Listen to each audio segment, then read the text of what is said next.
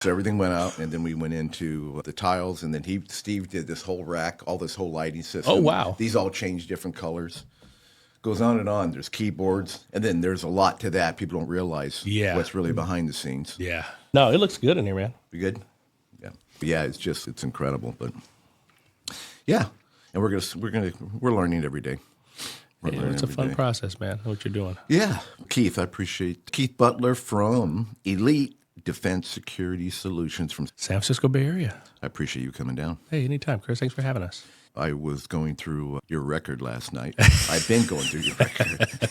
Man, the good record, right? Can I go through it? Yeah, absolutely. Okay, look at this. All right, so you started out as a police officer in Menlo Park. From there, you looks like you went over to San Ramon. From San Ramon to Alameda County as an investigator. Yes, sir. Right. Now, was that more detective type stuff? What were you doing there? Yeah, we were doing, they had a position. I retired from San Ramon PD, was looking for something else to get into. Law enforcement was the same realm. Yeah. And it was the Alameda County Social Services Agency. We're hiring peace officers to do investigative work for the Public Fraud Division for welfare. Got to spend a lot of time doing that. And it was, if anybody knows anything about Alameda County, one of the largest cities in Alameda County is Oakland. So a lot of our fraud assistance, public fraud assistance from welfare, food stamps, all of that stuff was a lot of fraud. And they were hiring a lot of retired police officers at the time to come in and build this unit and to assist with trying to figure out with the in-home support services, everything all the way down from every social services division of that agency. They were looking for investigators to come in and work. There was a lot of fraud. Wow. Well, let me continue this list here. Absolutely. All right. So you've gone from the investigator all the way from security specialist. In fact, I'm going to go through this list because I think it's quite impressive. So security specialist, executive protection, ODO. We're going to get to that. Global physical security on Facebook. I definitely want to talk about the Facebook thing. And then all the way down to today with the chief executive officer for obviously Elite Security Solutions. But you've got a high-tech crime investigator background, tactical survival course, telecommunications instructor. You've done K9 SWAT, defensive tactic instructor. You're obviously a drone pilot. I saw the FAA thing. Yes. First responder for chemical nuclear awareness, weaponless defense, and then online technology investigator. So you've got a big background. But I'm going to ask you to do something because I always tell people to do this. You got to tell me from the beginning. You got to go tell me where you were born. Tell me a little about your family. What got you to where you are today as far as law enforcement, security, and you're doing a lot of things right now. Yeah, was born into a family that really was about integrity. First and foremost, mom and dad had my two older brothers. One is 11 years older than me. The other one is 10 years older than me. And then it came me. And then we have a sister. Born in Santa Clara, Bay Area. A lot of people think of Santa Clara now as the home of the 49ers. They were not there at the time when I was born. It was just Great America. That was the biggest thing Santa Clara was about. So was born in Santa Clara and migrated and made our way. Parents got divorced and moved out to Stockton. And from living in Stockton has a reputation of being at one point, the largest city that had the most stolen cars. And you're shaking your heads. But there was nice sides of Stockton. We grew up on the nicer side. And my brother ended up getting into law enforcement. And I saw it and was like, don't know what I'm going to do yet. High school kid. I was having fun in music, doing the typical teenage stuff of being in the choir, wanting to get in the studio. And hip hop was real big for me.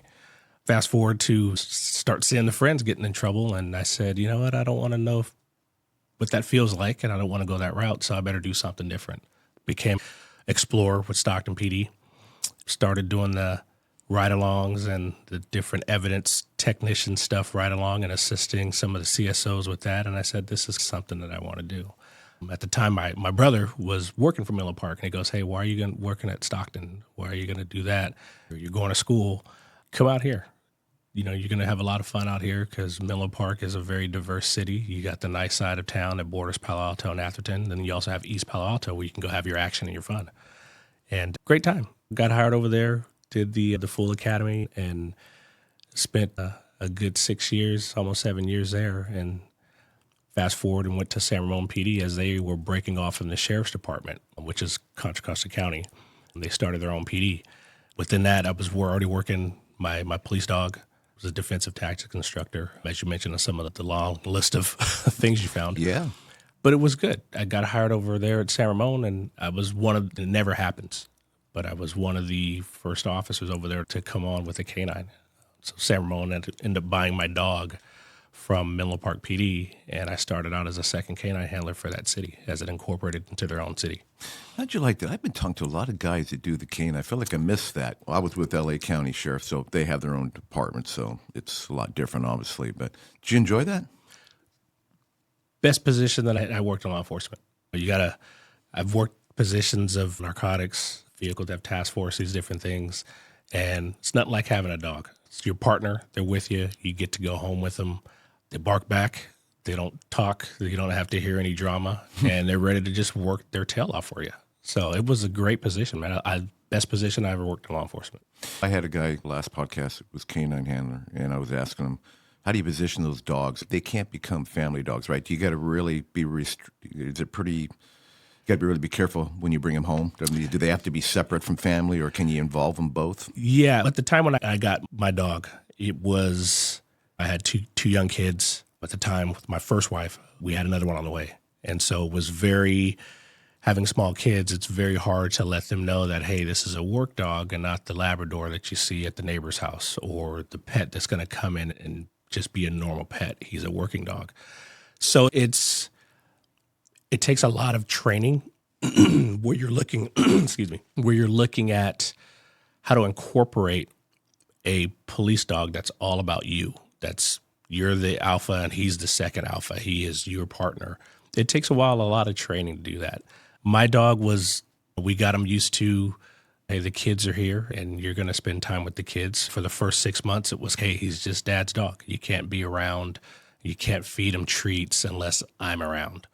Got him used to really just when he was going to work. We bring the police car home. It's in the garage. When it was time to put the work collar on with the badge on, it was go time. When you're at home, hey, we have a different collar. It's a nice leather collar at home. You can relax a little bit. It's not jumping in a police car going to work. So I would say after about a year, it took about a year for him to really get acclimated with family life and to realize that, hey, you know what, you can't be in police work dog mode for the entire time that you're at home because this is your home and this is your time to relax. So it does take a little bit. Yeah. What kind of dog was it? German Shepherd. Okay. Good 80-pound German Shepherd. So he had from the Czech Republic. So it wasn't a full German Shepherd. So you had a little bit of that Malinois kind of bloodline. Oh, yeah. So nice. he would take off and canine training or going after taking down somebody, he would hit you with full force. Wow. So that's a good combo. Yeah. Very good combo. That's an expensive dog, too. Absolutely. Okay, you got to tell me, did he ever get a bite? I might have had a few in my career. We can't talk about that one. Can't talk about that one. I know the statute of limitations have ran out, but Yeah. we don't want to bring that up in this climate. Yeah, I think about it too all the time. I go, wow, that was police work back in the day. Yeah. No kidding. Absolutely. All right. And then from there, Yeah, and then from there, back at San Ramon PD, went to SCID school, which was the Special Weapons Tactics School for canines, where we deployed with SWAT. Had a lot of fun with that. And during one day in training, getting back to the department, ended up rupturing a disc in my back and happened to medically retire out from San Ramon PD. And it was rough when you're getting into a position where you're just starting to get acclimated. Okay, I have my dog for over 4 years now. We're starting to gel. We're getting the training down and we're getting the tactics down that we really want to use. We found a lot of drugs on the street. He was a dual purpose dog for protection, a patrol, and a narcotics dog. We were starting to find our niche. We were going out with the special task force, getting assigned to come out and do dope searches and search warrants. And all of a sudden that happened. So it took some time to really rehab and get the back to where I was able to get back around again and being mobile. But unfortunately, within being on disability in the police department, that is the size of San Ramon PD, I ended up retiring out. Couldn't put me in detectives or anything like that because we're a smaller agency compared to LA County Sheriff's, San Francisco, or San Jose. So rehabbed, got healthy, and started getting into some of the security work. That's what I've always wanted to do and always known. So started doing some part-time ODO stuff. And then I ended up seeing this position for Alameda County. and said, wow, you know what, I can get back into doing something. This is not full uniformed. This is not something where I got to go and kick in doors and potentially get into fights with people again. But this is something I can still give back and still get that law enforcement feel of doing something that's right for the community, doing something that's right in the eyes of what I always wanted to do, is help people. I got to ask you, because I agree with you 100%. You just said something that kind of hit home with me, because I never thought I was going to leave the department whatsoever. And then mine was more of a tragic event. I had a father who was killed in a plane crash, and mom that got sick. That kind of directed a different direction. But because we were looking for something, we want to stay in that mode. Yeah. My thing was just, I think it was more if it was like the family or law enforcement, like leaving them. And it was not only the job that I was worried about missing, but it was the people within the department. Yeah. How was the reaction from when you went a different direction? Now, you had a medical situation, but how was that for you? I would say it was, a lot of people ask that question. And I tell, especially with some of our guys and our security staff now, they want to get into law enforcement. It's a big question they ask. How did you take it? How was the transition? How did your friends feel? And everybody was supportive. The biggest piece of it is when you're doing a career for so long that you enjoy, and to have it taken away by something as an injury or worse for some of our fellow law enforcement officers that are out there, it sits home. You hit this wall, and the wall is, what am I going to do now? What is the possibilities that I can do next? This is all I wanted to do. You start looking and your buddies are calling you, hey, what are you going to do? Hey, you're so lucky to retire right now. You're not dealing with this BS anymore that's from the admin and from the streets. What are you going to do? You got so much time in your hand. I'm like, there's only so much golf people can play that you hear about. There's only so much road trips you can do. And then you have that reality when you're sitting there watching Price is Right on TV going, this is not what I want to do. I'm too young to do this. And I would say that it takes a toll on you. A lot of people don't realize that when you have a career, and it's any career, these athletes that are out there in the NFL, they go out and blow out a knee, 2 or 3 knees, and their career's done. That's all they know. It's all they've trained for. I can see it being a bit of you going through a depressed state to where you're like, what the heck? This is, and me having a police dog, he retired with me. So you're looking at each other going, hey, buddy, we can go for a walk today. That's about it. Not a far walk, but let's just go for a walk. And so you start to see it take the toll on your dog. And so for me, I think the support that got me through is really just, family grew up in a religious background. I'm like, hey, let me just pray for something that I want to do that's different. Show me a path that's different. And I think for me, it was security. It was being able to apply what I've learned, my skill set, the training, and say, hey, you know what, let me get into security. Let's do this ODO stuff full-fledged and see what it's about. And that opened the doors for the executive protection and working at Facebook and these different tech companies in the Bay Area. I was able to apply that skill set to that. It was really interesting. I saw that you were you did global physical security for Facebook. Yeah. What was that like? What'd you do there? It was a program that they called a Arrow program. So it was a lot of retired law enforcement officers. There were some active that were in that. And we were basically providing executive protection for a lot of their staff, a lot of their management team, and a lot of their employees. I don't know if you remember, this was back some odd years ago in 2013, 2014, I want to say.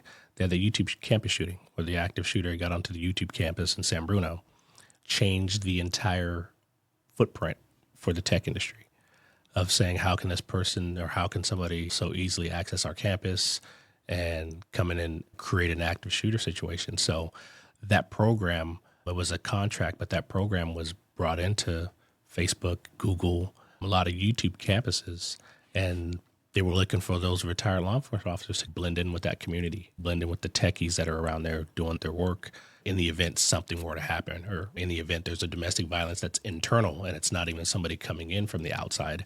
How are we going to handle that when you have these issues? So they put law enforcement officers out there. And by the fact that Facebook was a staple in the city that I used to work, Menlo Park, and having that background and that connection with Menlo Park PD, they selected me to come in and assist with that program. Wow, I bet you it was a lot of fun. It's a lot of fun. Seeing that side of you and I, we chat all the time. We talk about social media, and to see the back end of that, to see their CEO walk by and tell you good morning, it's a different feel. You get to see the back end work of how that whole platform is built. So it was a lot of fun.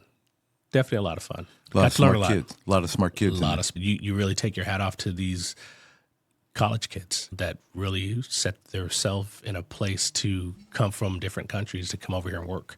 We got to know a lot of different people and to see their backgrounds of where they've worked or where they've came from, where they've gone to school from, and to come apply that here in the United States. That was fascinating to me. You don't see that too often because all you're seeing is the front face of that platform, liking posts and seeing who posted what. But to see the works that go into how that's created, it was pretty amazing.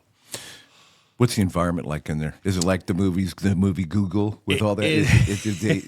Listen, you got a bunch of kids in there. Yeah. It's a different world now. How they entertain these kids, keep these kids motivated, and create that environment for that mindset. It was a mindset, a lot of some of our colleagues in there that were cops. We got into the wrong business. They have 5 different cafeterias. They feed you breakfast, lunch, and dinner. You'd sit at a cubicle, and you're watching these guys play ping pong, and you're like, they get to play this at their lunch break. We never did that in law enforcement. It just like the movie. What sets apart, I would say, from the movie side to that is they don't show everything. Obviously, they're putting their spin on it and what they want to show you, what they think happens in there. But it's a lot of kids doing hard work. A lot of individuals that are in there that truly want to make the platform better. So aside from that, it was fun, man. The food was phenomenal. You go to this restaurant today and it's, wait a minute, you have 5 different restaurants here. You can get cheeseburgers one day and then you can get barbecue the next day. You can get Mexican food this day. So they cater to their staff very well because they're spending a lot of time there coding and doing everything else. From sleep pods, that's in that movie you talked about. They have these sleep pods where, hey, if you need to get a rest, we don't mind you taking an hour nap. And you're getting inside this shell and it closes you up and plays these nice somber sounds to you can get sleep in a loud environment like that. So it was interesting. Hey, do you know, I got to ask you this. Could they work as much as they wanted to work? Was it a salary position? Because I imagine these kids, I mean, myself, if I had ran that kind of a thing, I'd say, all the monsters, drinks you want, kids. It was like that. We would leave sometimes in the evening and there would still be people there working at 9 o'clock at night. And they make it the tech industry, what I've noticed, because I've also done some other stuff for some of the other industries, leaders in the Silicon Valley, they cater to the lifestyle. Okay, it's a salaried position. You're going to get your bonuses, your stocks, and everything else. But we're going to make it very easy for you to want to not have to do anything or lift a finger, and you can continue to work as long as you want. You look at dry cleaning services. They had somebody that came did their laundry. You had a car. They would fill up your car with gas in the parking lot. There'd be a truck that come around and fill up your gas. You didn't have to go to the gas station. Medical staff. If you had an urgent care issue, paramedics were always on site. If you needed to get, hey, I got a cold today, kind of like being in a school, go see the nurse. You can go see the nurse and get things that you need. A lot of rock stars, a lot of monsters. I tell you that. They have micro fridges everywhere. And so working in that, you get tired, hey, go grab an energy drink. And all the stuff is free. It's provided by the company because they want to make sure that their employees are taken care of. So it's a lot of monsters for sure. Man, what a kind of cool environment. Can you imagine the brainstorming sessions in there? Oh, yeah. Yeah. We would see these people walking by and movies portray it where they got the big sketchboard and they're doing these different things. And half the stuff you're looking at, what the hell is that? What are they talking about? It's all in code. But it could be the next thing that they're releasing. Now everything's about the metaverse because they're Meta, and Meta is the main company now that owns Facebook. But they do a lot of strategic planning of what they want to do. A lot of stuff was really big back when I was there, was that whole thing with the Russian analytics. So everybody was working around the clock because their CEO was going over to testify for Congress in D.C. about that whole thing. And to see the amount of work that went into that, I don't think at one point a lot of those engineers went home. They were trying to figure out, hey, we're going to make sure that this stuff is not leaking out people's private information. And we're going to make sure that our online platform for our younger social media people that are using the account, making sure it's safe. So I saw a lot of people that were pulling late hours. I would leave sometimes at 8 o'clock at night and people would just be coming in. So the tech world is very different when you're coming from law enforcement because you don't see that side of it. You mentioned the online stuff and the online investigations that I used to do. We're digging into people's Facebook accounts and finding out information and writing up search warrants and these different things. And to go from that and that law enforcement aspect to go over to that sector of, the private sector and see what goes into that. And it was almost mind-boggling just of how much stuff that goes into that. So you actually did the investigation stuff. That's where you're that high-tech crime investigator. A little bit about that, and we're going to definitely get in the other stuff, but that's pretty interesting. Can you share a little bit, or can you? Yeah, so when I started that being in Menlo Park, I used to do a lot of the vehicle theft task force stuff. Facebook was the MySpace Facebook era that was coming into that, and people would sell stolen car parts all the time. Hey, I'm selling an engine online, or selling this. And part of one of my duties were to go in and find VIN numbers and run VIN numbers off of these engine parts that these people were selling. And we'd go in and pretend to be a buyer and say, hey, I'm looking for an engine for a 5.0 Mustang. And people were so, at that time, it wasn't as vast as what Facebook is now, their marketplace at least. But people would, oh, yeah, sure, no problem. We'll give you the VIN number and you can run the VIN number off of this. And it'll show you that this is how many miles it has on it if you run it. And people were just naive to the fact that it didn't really work that way. We were on the other end of that trying to find out, hey, this is a stolen car part. Let's find a car that was parted out. Fast forward to when I got over to Alameda County. It was very big within the public assistance fraud. And they sent us to some other schools to dig deeper and dive deeper into the online stuff. When you're having somebody who is claiming that they are in need of public assistance and they're saying that, hey, I'm a single mom or dad, or I'm homeless and I really need the assistance from the county and the state to come in and do that. And we're combing through their social media pages and, how did you get this brand new Escalade? I don't even drive an Escalade. How did you get this brand new Escalade and you're living in this apartment and saying that you have no money? And when we run that plate, it comes back to you and it's a financed car, so you're not buying it. How are you affording to pay that $700-800 a month payment when you're only getting public assistance of $900? So where's that going? And so that became my niche over at Alameda County. It was, let me dive deeper into figuring out what they're actually spending their money on. What trips are they going on? If they're showing they're inside of their house and they're saying that I don't live alone, my kid's father or my kid's mother's not living with me, I'm just raising these kids by myself, we would go in there and look. And it can be considered both ways. A lot of people frowned upon it when we did that and we confronted them about it. Like, why are you looking into my private life? And it's, hey, I'm entitled to have a nice new TV, or I'm entitled to have this in my house. Why are you looking for that particular stuff? And being an investigator going to these folks' homes, my thing was always like, hey, we're not here to jam you up. We're here because the state and the county has us here.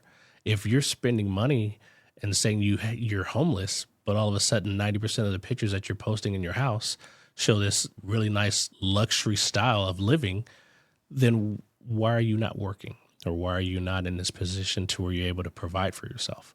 So online investigations was huge for us in that. We started diving deep and just really finding a lot of fraud within the county. A lot of fraud that people said they live in Alameda County and they're living in Sacramento County, where it's the cost of living is a little bit different. So that was interesting.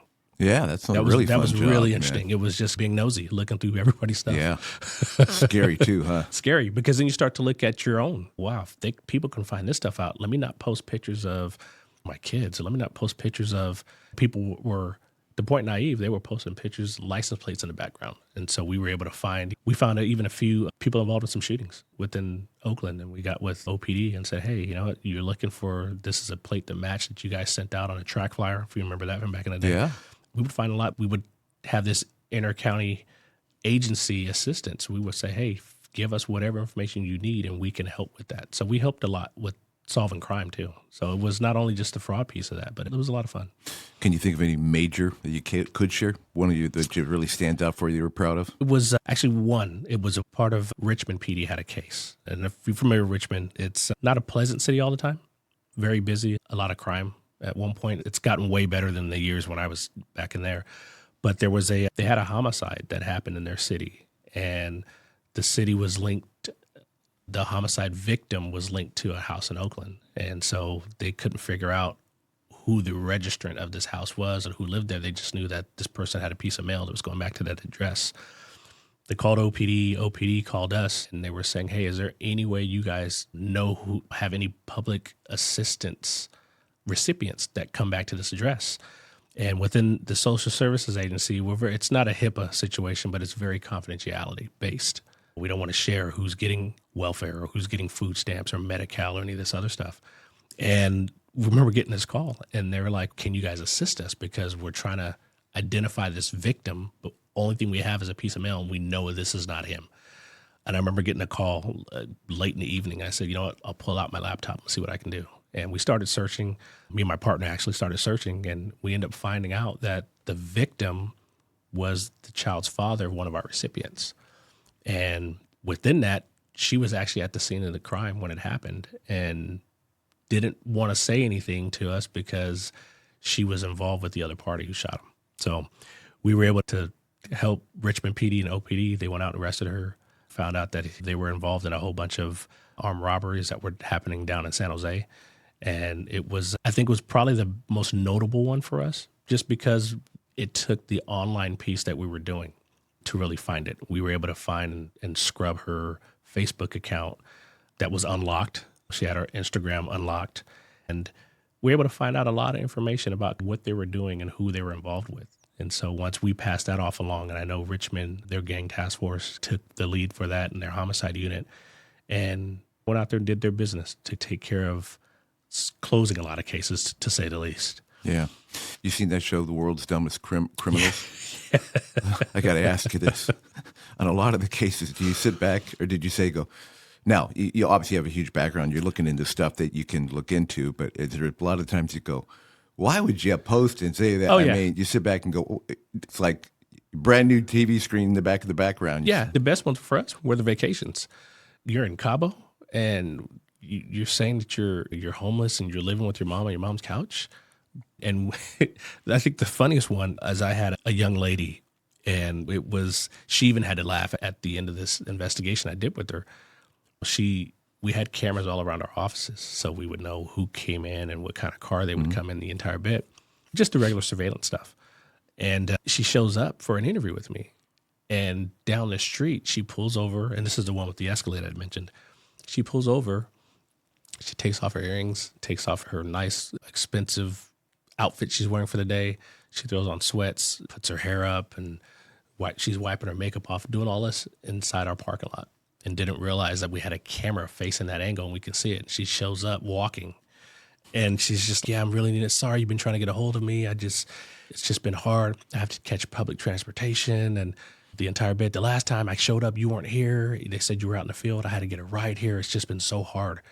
And she'd been dodging us for about a month. And within this month long, I had already found out she had a car, the Escalade, that she had in her name. I found out that the child's father was living with her.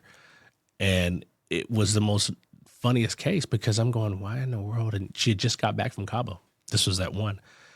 And I said, hey, I'm so sorry that you had to catch public transportation. I know how that is. I used to catch that when I was a kid. You don't know what it's like to being a single mom. And I'm like, yeah, I actually do. I grew up living with my mom. This is how it is.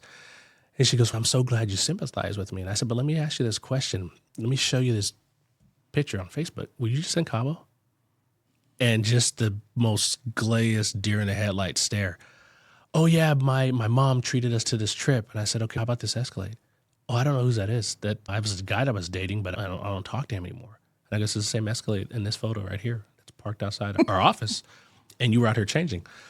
And then she just starts crying. Okay, you got me. And I'm looking at this thing like, you have to be one of the most silliest criminals that I've ever met. You're actually changing in the social services agency parking lot. In our parking lot. And when I asked her, I said, listen, I have to finish my investigation, but what were you thinking? She goes, I thought there was no camera there. There's one big camera in the front door. That's why I parked on the other side of the building. I didn't even know there was one there. I'm like, yeah, we have one. So that was probably my most dumbest criminal, I would say, that would just post just the craziest stuff and thought she can get away with it. It was almost like acting. Incredible. Man, so you gone for very interesting. So what makes you, here's a hard question. What makes you get into physical security guards to this industry? Oh, yeah, man. It's I'm not shy to say it. It's a tough industry. It's hard. A lot of people want to get into this industry as a business, and they think that I can make a lot of money. There's no stress. There's this and that. And I've seen colleagues of mine in this industry fold. They don't make it. And I told them, and they have always asked the question, why have you done it to where you've gotten an office in LA that you've had to branch out to do stuff in? How did you get there? And I told them, I said, it's hard work. This is a 24-hour business. If you have never worked in law enforcement, never worked on a detective or an investigation team where you're getting woken up in the middle of the night on Christmas, you have to go in, you don't have that worth ethic or that mindset, you're not going to make it. And people get into this as, hey, I used to be a guard. I'm going to go create a guard business. There's so many aspects to it. And I think for me, the physical security guard stuff, it all stemmed from that law enforcement background. It all stemmed from going into the tech industry after not realizing what I was going to do after being in retirement, to say, hey, this ODO stuff is pretty cool. Or, hey, I'm working for Apple today doing some specialized stuff. This is cool. How can I get into this realm on my own? And it took one of our guys, and I'll never forget it, Facebook, comes up to me and goes, you know what, with your background, Facebook, they love you here. I see what you're doing here. Your background, you can do this on your own. And I'm like, yeah, I've always thought about it, just don't know. Like, I still like punching in and punching out. I don't like the responsibility. I've thought about the guard industry before, even when I was in law enforcement, to do it. I had a buddy that was on the federal side of law enforcement, started his own business and kept trying to get me, you should come work for me, you should start your own thing. I just wasn't at that position to really want to do it. And I think once I started experiencing the tech industry, the physical security aspect, what went into at Facebook, we had over 400 guards, and that was just in Did you really? 3 of the buildings that I was in. And it was what I saw an opportunity was, I'm like, here we have, I won't mention any names, but one of the largest security companies in the industry. They're providing physical security and guards here at this campus. I can do that. And not saying that I can do it better, but there's things that I would do a lot better, because here it is, we're seeing all these guards, and I've never met one of their account managers. I've never met an upper management to say, hey, this is what we see that can change, or what we can see that's better. And I think that piece for it really did it for me. I went on after life at Facebook and got hired on at a cybersecurity company called Tanium, where I was in charge of the residential security team, executive protection agent over there, and got to see a lot of ODOs that came through that we hired, that we subcontracted with on the corporate side for the buildings and everything else. And I said, this is definitely something to this. And I think that's what kind of started my whole push. It was like, let me look at a way that I can change the industry a little bit with my background. I've seen a lot of guard companies, and I'm sure you have in your careers a lot longer than mine in the industry, that don't provide that boutique care. They're about getting an account or getting a number. And keep going. It gives you that aspect of, hey, you know what, we don't care, but my patches are all over every shopping mall or every HOA or every shopping center. And I think that sometimes you miss the mark. We are and how I train a lot of my security managers and my team is, we're not going to go get an account if we know we can't succeed in it. Let's really dive into this thing before we're going to go after an account or a client comes to us. Let's give them a risk assessment so they really understand what they're getting into, because it goes both sides. The clients that we've seen in the industry, and I know we'll get to that in a little bit, but our clients we've seen in this industry, they expect the executive protection Secret Service type agent or the RoboCop, the Terminator cop look, and that they're going to do all of this, and they only want to pay a certain amount of money. And they don't realize it's like, you have to. I'm a firm believer in a lot of my competitors in this, you're paying your guys too much money. Sometimes you should start out with paying this. And I go, you know what? At the end of the day, I care about my reputation. I care about quality. The reason why these big security companies have this issue is because they're putting a heartbeat out there. Or they're putting somebody out there with a minimal training and saying, hey, you want a job. But then the client is the one who is suffering from that, because you might have Jimmy here today and Jimmy called off, and now you have Steven who's here, and Steven doesn't know what the site. He doesn't know what Jimmy does. And so now the client's trying to get used to this individual who's assigned to their property and go, who the heck is this today?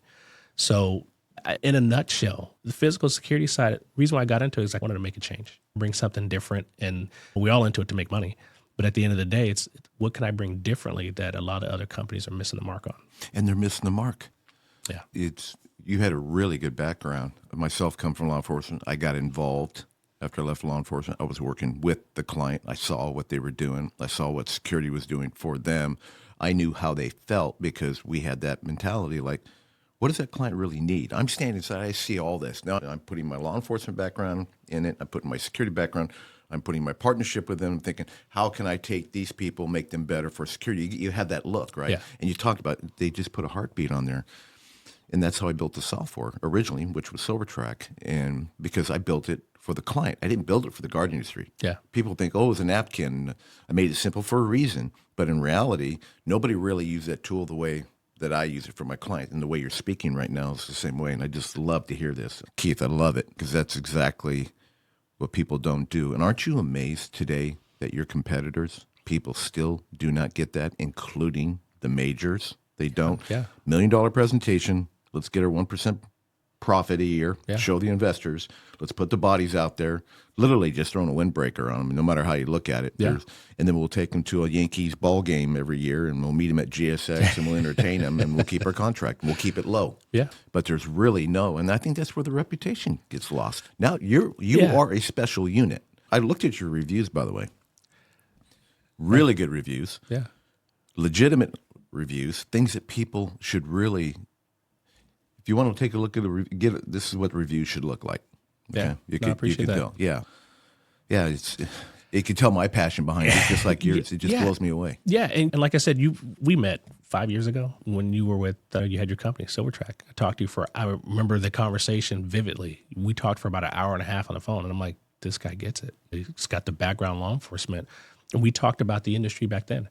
And I remember one thing that you told me. You said, congratulations on starting your business. You're going to love us at SilverTrack. We're going to take care of you, but we're also going to take care of your client. And if there's any advice that I can give you in the industry, and this is a Chris Anderson quote, he's call me. I'm available. There's never a time that I won't be available for you to have a conversation about a client, parking enforcement, anything. But let me tell you, I always take care of your clients first. And I remember you telling me that, and I'm like, you know what? This guy gets it. Not only because of the law enforcement connection that we had, I go, but you get it. And I think me taking that, and that was we've only been around almost 6 years. That was five and a half years ago. And I told myself then, I go, I have to take care of our client. What is different? What sets myself different aside from that? And that point, I created the name Elite Defense Security Solutions because there's a solution for everybody. It's just a matter of what you want. And so when you hear these clients that come to me and that come to us and say, hey, our last guard company, they weren't cutting it. We thought they would cut it because they're a big company, or they have 10,000 officers, they have 5,000 officers, they have 1,000 officers, but they're missing that mark. And I think the biggest piece of it is the client's always going to, this industry, the client's always going to have a complaint. There's always going to be an issue or something outside the scope of what you signed up to do that they might want. And I think as long as you have a transparent background, really in a relationship with your client, it'll be a long-lasting relationship. We've lost a few accounts. They hurt. I'm sure it's when you're in the industry, but I can only count a few of those that we've lost. A lot of our clients have stuck with us because they have came from the big box companies. They're like, you know what? We don't like that feel. You're very hands-on. Part of my staff, I like to go out and train at least once with everybody who's on my team. I'm at a point now I've gotten a little bit busy from doing that, but our security managers do that. But I at least try to meet everybody on our team and spend a shift with them. Hey, let's train. You're not getting that at the larger companies. You're barely getting an account manager that's coming out to do that. Keith, let me ask you, do you think in a bigger contract where they have these big box companies, we won't name, why do you think they go with them? Do you think it's price? Do you think, I think the industry, let me give you a raw opinion on this.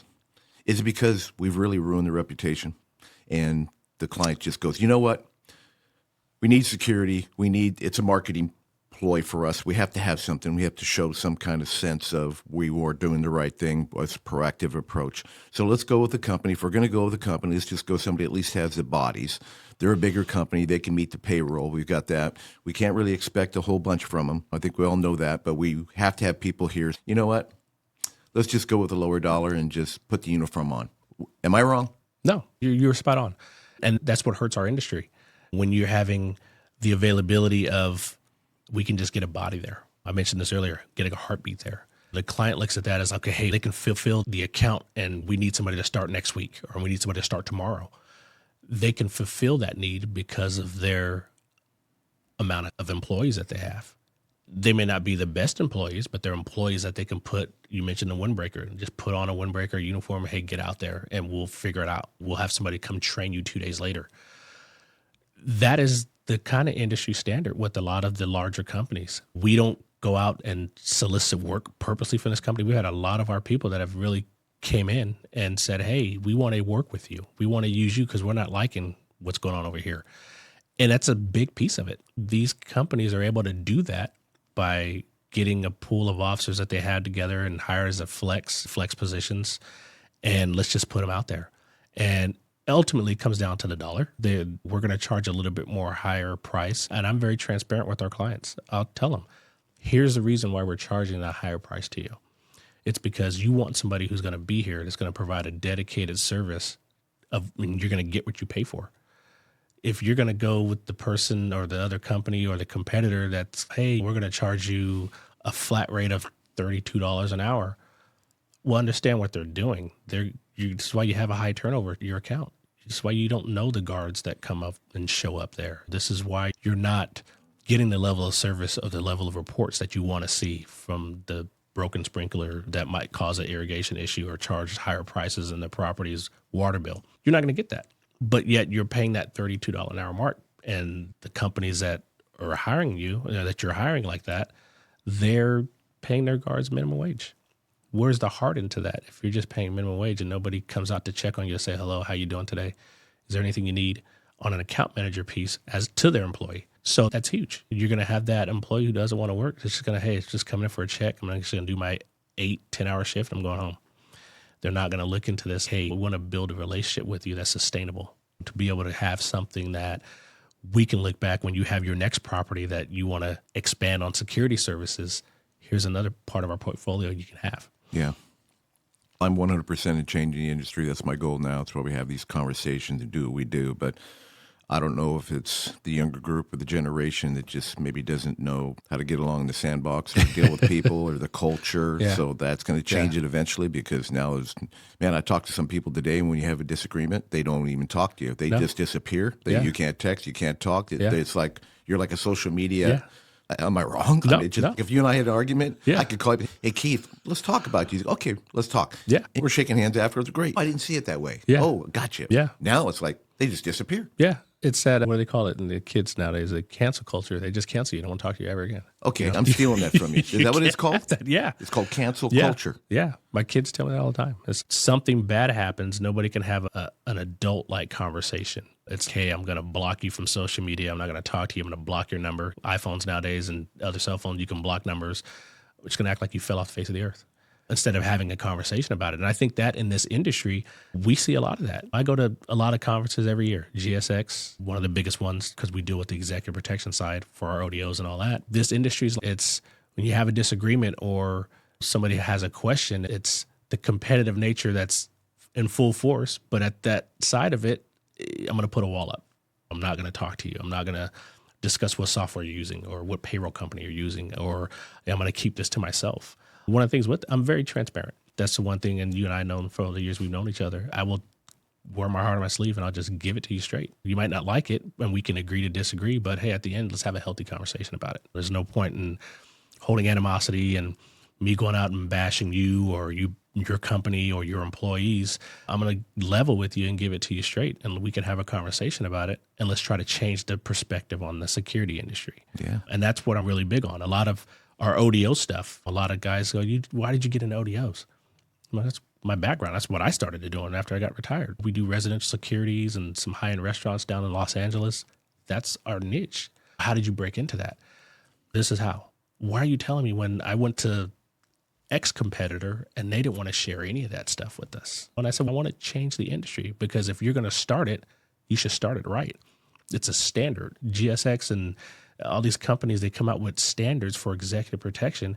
This is an industry and it's a career. And if you take the stigma of the mall cop, the Paul Blarts, and everything else that we've been stigmatized in this industry, you're not going to make it any better by going to go set up an account or do something wrong. So if I can give you any type of advice, come to my office. You want me to fly out of LA? Let's meet down there. That's what's really going to change our industry. And I think that's the big part that a lot of people are missing. Yep. They want to keep their account secret. And so I understand that we have to keep some of our accounts secret for NDA purposes and everything else. But on the platform of how we're doing it or the foundation, let me assist with that. Or let me go find out. You're a great resource. We set up accounts all the time. I just talked to a buddy yesterday before my flight out down here. And I said, hey, looking at, you're using this software. You should really talk to Chris Anderson and his team. They put together something that's pretty remarkable that you have the ability to get on the groundbreaking floor with. And it's client-based focus. It's officer-based focused. And it is going to be something that's incredible. Vision InSites is the simplest, most powerful security guard management software. No long training, no complicated systems. Guards can start reporting in minutes. Train your teams with micro trainings, attaching video to individual checkpoints to walk them through sensitive procedures. Submit accurate reports every time with dynamic observations that automatically rewrite, categorize, and prioritize, removing human error. And grow your business with daily, monthly, and quarterly insights, the most advanced reports available today. Vision InSites, the simplest, most powerful way to report. We use it now. And I think that piece of that, he was like, why are you sharing me your secrets? What if I use this and I go sell it to a client? I go, hey, you know what? It's more business. There's enough business out there for everybody. And at the end of the day, it's about changing the industry. If you want to make a change in the industry, you're not going to screw it up by saying, hey, I got my advice from Keith Butler, and you just tore an account up and set it up in the incorrect way, then I don't want my name attached to that. But if you really want to make a change, I think this is the way to go. All right, everybody. Did you just hear that? That's what you call a class act right there.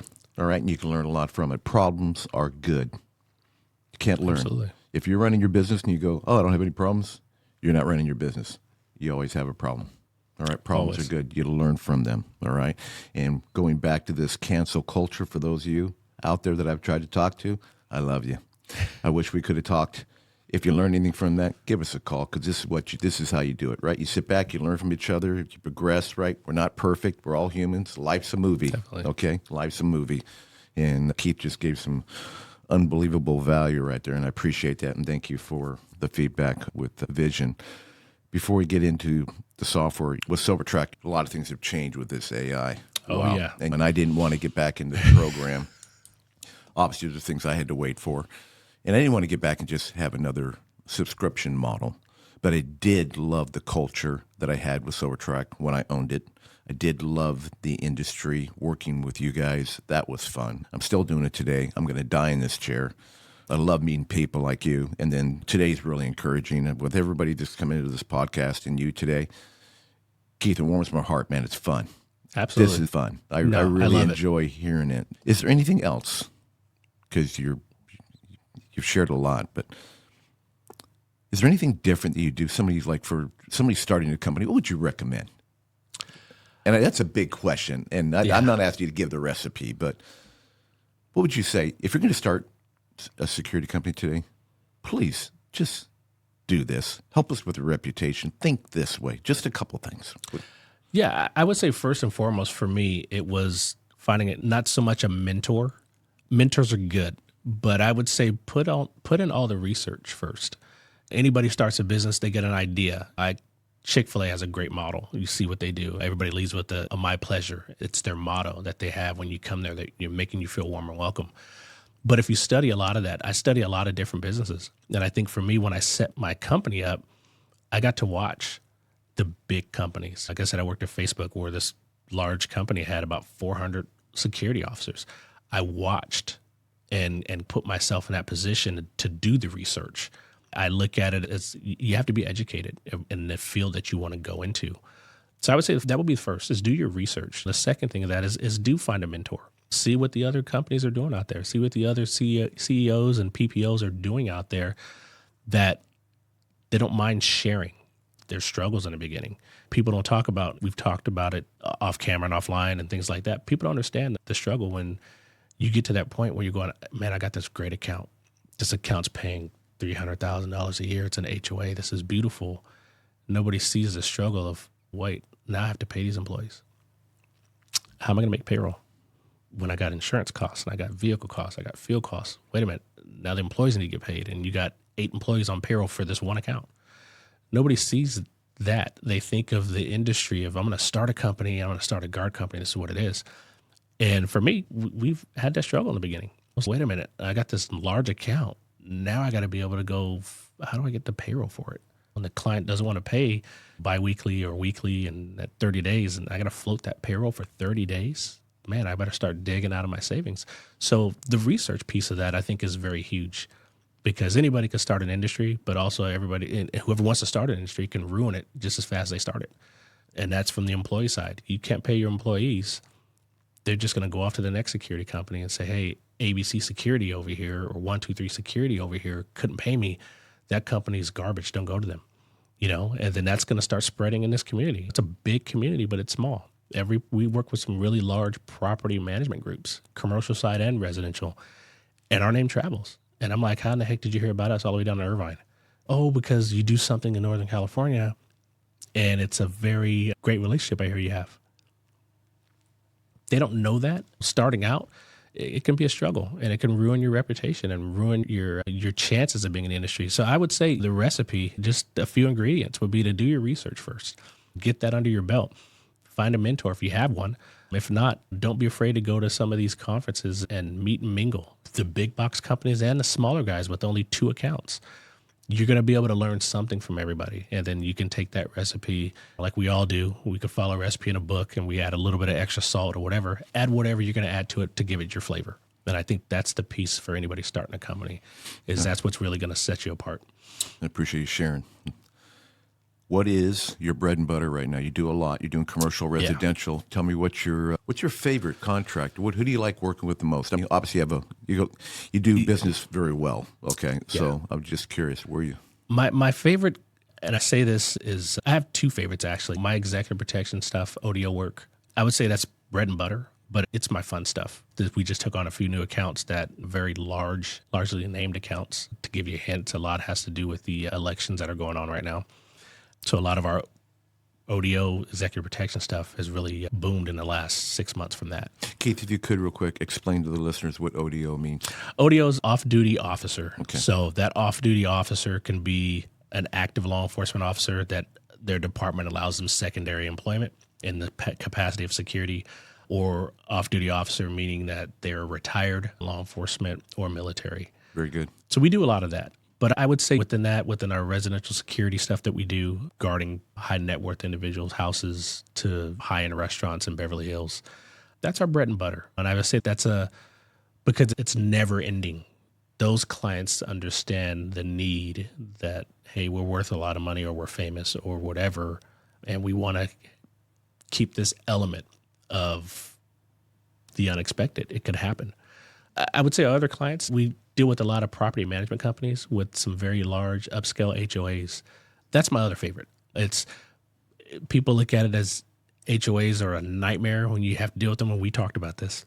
But I would say for us, what sets us apart is we understand they're going to be a headache. You can't please everybody in the HOA. I lived in one before. You get the complaints of leaving the trash can out, and they want the security to go write somebody up for it. But those are our clients with those. And I say this because a lot of people in our industry, my competitors, don't like them. And I tell them, yeah, there can be a pain in the ass to deal with sometimes. But at the end of the day, they're a client. They're paying our officers. They're paying our bills. And I think for us, we built a great relationship with our property management groups.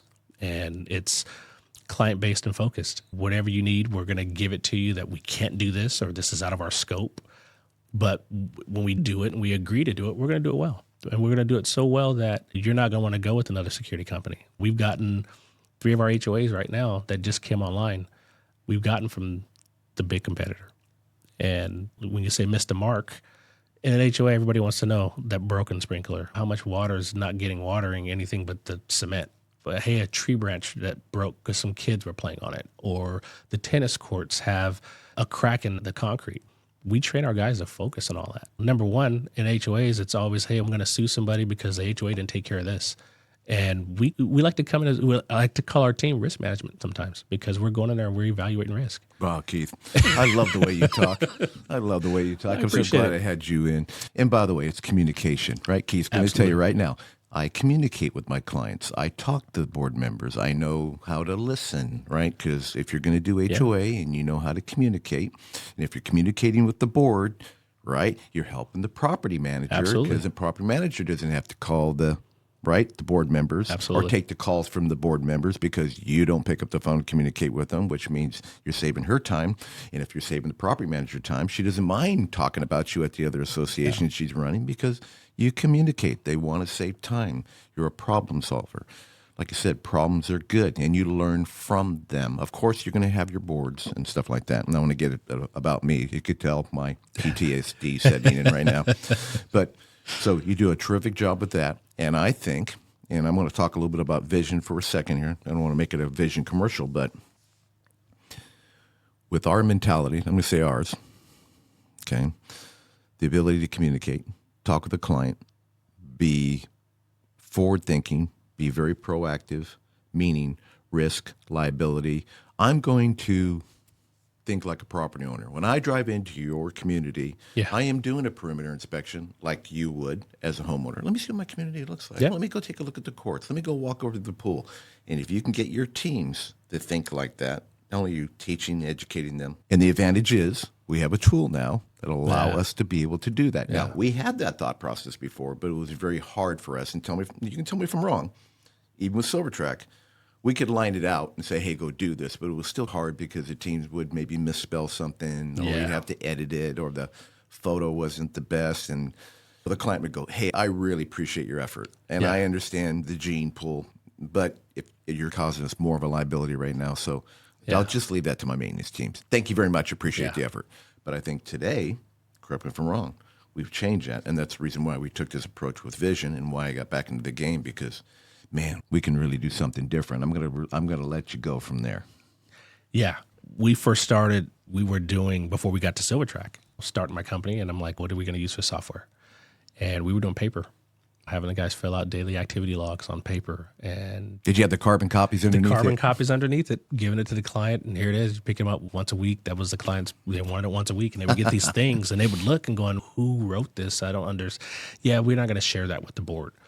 And that's when I end up looking into just the back history for SilverTrack. I said, I'm going to call and find out about this company. What do they do? And you're absolutely correct. SilverTrack was great. It was great to show the client something from a carbon copy that we went from to something that's digitized, and this is great. We can see it and get it emailed in the entire bit. Our switch, obviously, from SilverTrack was a push to the client wanting more. We want to see more data. We want to get these nice monthly reports of what's going on throughout the month so we can present it at our board meetings. And it was a great industry for us to get into, of pushing technology. And I think what you guys have done with Vision, and this is just from our client's perspective, it's game changing. They're getting this beautiful platform that can get text to them. They can get it right on their phone, so they don't have to miss out on get a bombarded thing in their email Monday morning when they got a ton of other stuff to look at. They can get it right from their phone. It's been a game changer for us. And in this industry, it's no secret. A lot of our staff, they may not have an educated background where they had to write police reports or a college degree. And some things get misspelled. The clients don't like that. They're like, hey, just can you take that out? Because I don't want to send this over to our, like you're saying, our maintenance team and our property management companies, representatives that deal with this, that meet with these boards on a regular basis. We don't want to use that. And I think what we've done by implementing Vision into what we're doing, it has changed the game. They're getting a nice summarized thing of what happened. They're getting excellent photos, excellent video. And they're like, we've never seen a video that comes out 4K this clear. And I can look at it from my iPad, my phone, or my computer, and I can share it with our maintenance team, and they can see exactly what's going on. I think it's helped us a lot. It's helped us win clients. We just won an account a week ago by showing them the Vision platform, because that was one of their biggest pieces. How do you report things to us? And pushing that, it was great. And that's the client side.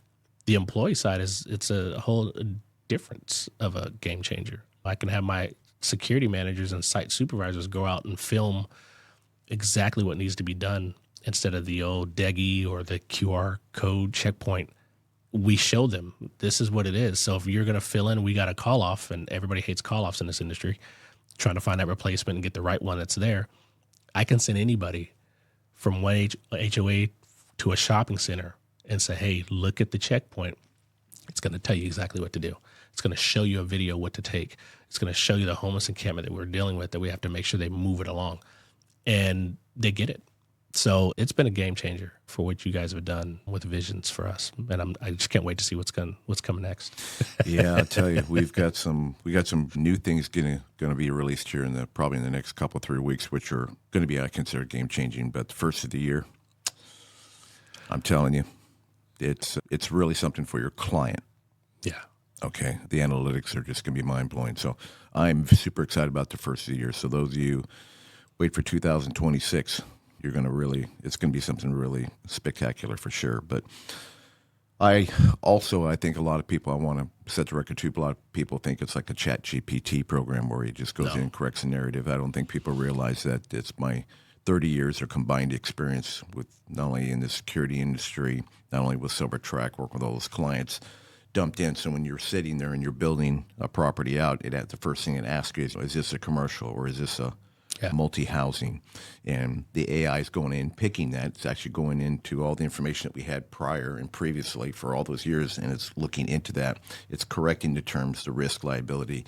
You can't call a tenant at a high resort community in California a tenant. That's a resident. You can't even go as far as call them a visitor. They're a guest, they're right? Guests. And God forbid you call this place a security gates when it's a gated community. These are all these different terms, and Keith will tell you. Yeah. You got to be very careful, especially when you go and do a presentation. They expect you to speak their language. Yeah. You go into a high-end resort and say, absolutely. I want to talk to your tenants. They go, oh, my God. Did you hear what he said? Yeah.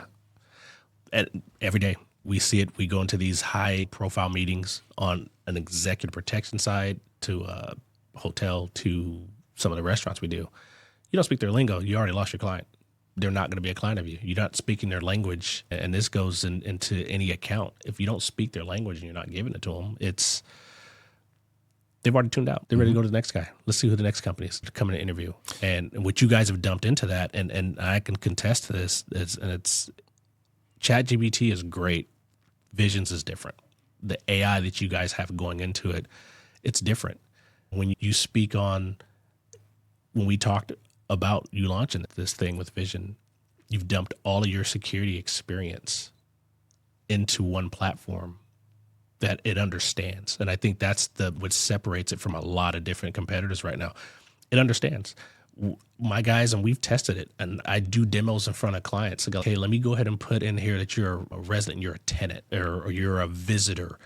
And when they see it spit out, because in these HOAs, and we deal with some high-profile, upscale ones, and they don't want to be called a resident. They want to be called an owner because they own their home. And when you see that and they see it live when we do a demo for them, how it auto-corrects to that. And these are property management groups that deal with, these residents are going to love that when we have to give them a board report. It separates it from what you guys are doing compared to a lot of people right now. And I think you guys are ahead of the game. They love the look. They love the platform. It's sleek looking. All the way down to the colors. You guys got it right.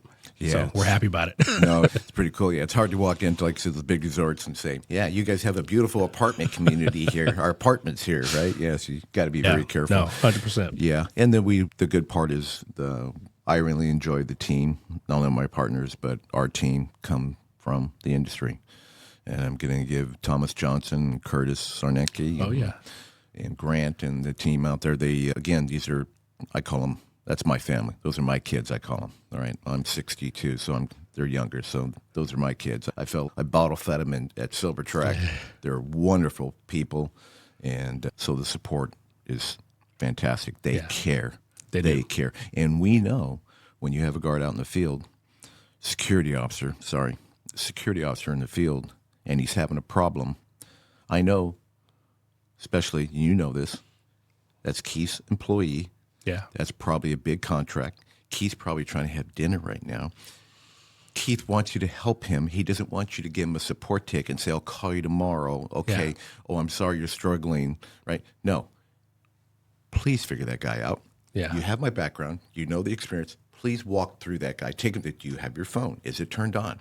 What does it look like? No, don't hang up. Don't hang up. I'm going to be with you. Give me your number so I can call you back just in case we're asking you that question because we have to solve that issue. Yeah. Because the next morning, you can't have a phone call from your client saying, Keith, there was no report last night. Yeah. And then you call your support, which most important with software, go, oh, yeah, you're going to call. We put a support ticket in. We'll call you Monday. It cannot happen that way. And the other, I'm sorry, today is so important who you do business with today. Number one, the software has to work, and you got to support it. Absolutely. You can't close down at 5 o'clock. No. This business is 24 hours. Like I mentioned, my wife now, she'll tell you, you're getting a call. And that call usually comes to me after everybody's exhausted their resources. So our site managers, security managers, we have a software issue. They can't sign in to do this tour, or they can't do that. And I'm up trying to reset things in the middle of the night. And it's not fun when you're waking up 2 o'clock in the morning when an officer has something very important to report that they want to get to the client, like homeless dumpster fire, and now the fire department's all out here. The client's going to ask questions in the morning about what happened, why didn't I get woken up, or why didn't I see this report first thing in the entire bit? And having that issue with prior providers, it doesn't work. Submit a ticket and we'll get back to you. That doesn't work. And if it's on a Saturday and you got to wait till a Monday and the client's, hey, our insurance wants to know what happened, our tenant that's renting this unit wants to know what happened in the property next door, that can't wait till Monday. And it doesn't do justice when you're sending a text message and going, hey, show this to your tenants. What happened? Here's a picture. Yeah. They want to see something that looks official. And with your team, Curtis is great. My wife's even like, why are you calling Curtis so late at night? Hey, I got this question. Your team is always there. And I think that's what sets you guys apart from a lot of the other providers and software companies in this industry. Your team's there, and you guys are transparent. If something can't get done, you're like, hey, you know what? We can do it this way, and we'll find a solution. You guys have found a solution right there on the phone. Yeah. And I think that's huge. Yeah, we care about our people, our family, and they're vested, so they're not employees. Yeah. Everybody's thinking like me. And I've known Curtis for years, so Yeah. Curtis, I've kind of adopted him too. Yeah, it's a great Told him, kid. I'm like, you're a great kid. I got to adopt you too. Yeah, So well, let's say, Curtis is go to great. your Uncle Keith's house. There you go. Go to your Uncle Keith's house for sure. Yeah, we're super excited where it's going and the direction it's going to. And I'm really starting to get really into the micro trainings. And what I mean micro trainings, there's different types of training to do with it. And I'm getting more personal. The video stuff we're going to come out with to really help people be even better. Because when you're trying to train someone in the property, you just can't say, here's the door. You really have to direct them from the street all the way to the location and what they have to do there. So the software does allow us to do a lot of that and help them that way. Multi-language. We've got the risk and liability terms. It's improving constantly. And again, with all that information, everybody has to remember this. We've taken all the information, we dropped it into AI first. Then AI comes in, and then AI does its thing. And that is way beyond me, more than I do on that work and how crazy that is. Yeah, that stuff, and it's advancing every day. And in this industry, if you don't stay on top of it, you'll get left behind. Yeah. And left behind means you're not up to par with the industry standard, what it's going to be. You'll lose out on clients, the entire bit. The AI is getting smarter. And even since we've been a customer of Vision's for a couple of months now, and we've seen it get smarter. And I think that's remarkable when you look at it, because it's not just a platform where you're throwing a whole bunch of keywords in and it's just spitting out the same thing every day. It's getting smarter as we use it. It's getting smarter what you guys are doing to it. So it's fun to watch. And I think with our teams that are using it, it's fun for them. They'll talk and dictate and speak into it, and they'll text one of our managers and going, shoot, we said the wrong word. Oh, don't worry about it. We see what it came out. It's good. Yeah, you don't have to worry about that. That's great. We don't have to go into it. Oh No, my gosh. we used to have so much manual. My security manager would spend hours combing through, and our site supervisors combing through, and happen to edit a report for a wrong word, or when somebody's dictating and a swear word comes out and they're like, I can't go back and erase it. I can't go back and do it. And we have to manually go do that because obviously the client can't see it. They can be speaking with a homeless person and it picks up. Yep. We don't have to do that anymore. And it's you talk about productivity and speeding up time. That's, in this industry, you need it. You know, that you can't be everywhere at once. And I tell a lot of people, you can't do everything at once. I started this industry, I wore every hat into my business. And I think that's why I train a lot of my managers to understand that. I worked the guard stuff. I went out and I was that security officer first starting out the accounts. I worked at the HOAs. I did all these different things. I was the manager that approved all the reports. And it gets time consuming. When you're looking at across the board 25 officer reports that might come in a night, it's different. And that's a good night where nothing happened and it's just basic stuff. When you add the other stuff on top of that, the major incidents, you're combing through that because you as well as I know, our reports sometimes get subpoenaed by the DA. If it's a crime-related thing, we want to see that officer's report because they were the first one on scene. What happened? Yeah. You don't have time to go back and change that when the police departments need that stuff ASAP because that determines how they're going to charge somebody if it's a crime. Yeah. So it's game-changing, I got to tell you. Yeah. And the one thing that people really, you have to admit now, at least when you go into your activity dashboard, it's very interesting because you never know what you're going to see because we are not having to go in anymore. Nobody has to do this anymore to go in and put, let's design our checkpoint. Let's design our reporting issue. That is automatically picked up and done and presented for you. You don't have to worry about the reporting issue. You don't have to worry about the location. You don't have to worry about the priority level. It's picking it automatically through the AI, so it's streamlines it, and that is valuable data. Yes, it is. So we have our typical checkpoints. I call them tasks now. You have your key stuff that you do every day. But when your officers are going around and reporting weather and road conditions pretty much, right, or liability or tree branches, and that's adding to the report and the analytics. And then the good part, it's their signature, it's their canvas, it's their artwork. Yeah. Now each officer gets to see exactly what he's doing, and we get to see what they're doing. Yeah. So, it's a lot of fun. I enjoy looking at them now. Oh, yeah. I enjoy looking at them, too. Before I never had time to look at it. I enjoy logging in to see what happened, to see what looks. And then at the end of each week, each month, I get these nice reports, pie charts, the entire bit, colorful, sleek, the design. It makes me want to go back and go, I got to start looking at this stuff. I know I have my managers taking care of this stuff, but let me start looking at it. It's fun to look at and to see it, how it grows with you. It grows with our company, our culture. And that's really big for me is how are we going to set aside when we do trainings with this other officer? Let me show you how Officer A wrote this, and let me show you what our software does. And even our new employees are blown away. This is way different than the last company I was with. We use this or we use that. And a lot of them been in the game, in the industry for a long time. They use SilverTrack. I started out and I used SilverTrack. And I said, this is the next generation of that. Yeah. This is the founder of SilverTrack that has done something with the team behind him and beside him. It's remarkable. So we love it. It's fantastic. We love it. So what's the future look like? Before we close this thing out, what's the future look like for Elite? What's your next goal? I say run like hell, Keith. Keep doing it. I've had to tell myself to slow down a little bit, but if we're going into closing out this quarter, end of the year, it's time to chill out and relax a little bit, for me at least, spend time with the kids, family. But next year, that's my motto. It's to keep pushing and keep going strong. This industry, I like what we're doing. I like our visions of our management teams. That's the other thing I'll mention. I couldn't do any of this without my team, without my family. And God, of course, that I don't like to plug the religious thing on every platform. It's without having him to direct a path, none of this would be possible. And I think without having that background of where I come from, bringing in the religious background and being spiritual, it'd be hard to do it on your own. And without my team behind me, we sat down in our weekly meetings, and our push for 2026 is to go hard or go home. But that's really it. We have to continue to want to make a name in the industry, but also to change the industry. And whoever wants to partner and be on that same pathway with us, I welcome you. Come join us. We're out there. We're willing to, you're starting up a security company. We're willing to sit down and mentor and consult. That's one of the great things that we're good at doing, whether you're in Northern California or Southern California. But we want to change the industry. And I think that's the biggest thing. The future, we're doing AI analytic cameras now. We're doing these different things that are not going to replace the physical security officer, but enhance the services. If I can tell you that, hey, you might not be able to afford a standing post officer at your site, but if I can tell you I can cut half of the cost for you and provide some analytics to your cameras, and the analytics, just as you guys are into it, it's smart. Find me everybody wearing a black backpack and a hoodie. Absolutely. At 2:00 in the morning, it will find every time somebody has passed by that camera.